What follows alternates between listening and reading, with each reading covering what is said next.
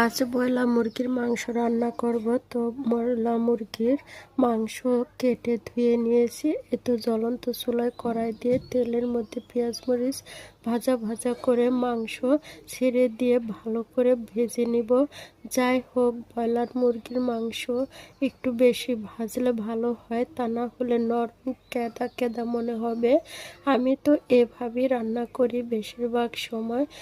এখন পেঁয়াজ আর মাংস ভালো করে ভাজা হয়ে গেছে, তো এখন জিরা আদা রসুন আর ধনিয়া বাটা দিয়ে আর একটু ভাজা ভাজা করে নেব। আগে পরিমাণ মতো হলুদের গুঁড়ি, মরিচের গুঁড়ি আর স্বাদ মতো লবণ দিয়ে একটু গোলা বানিয়ে রেখেছিলাম। এই তো এখন গোলা দিয়ে ভালো করে কষিয়ে নেব। তো আমরা ঝাল কম খাই, তাই ঝালের পরিমাণ কম দিয়েছি।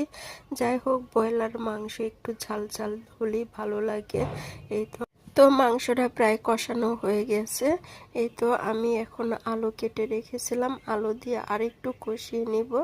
ব্রয়লার মুরগির মাংস বলে কথা।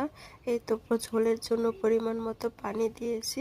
তো কষানো হয়ে গেছে, তাই অল্প পানি দিয়েছি, আর মশলা দিতে মনে ছিল না, মশলাও দিয়েছি। আমার মাংসের তরকারি এই তো হয়ে গেছে। তো আমি একটু গুঁড়ার মশলাও ছিটিয়ে দিয়েছি। এই তো কালারটা সুন্দর হয়েছে।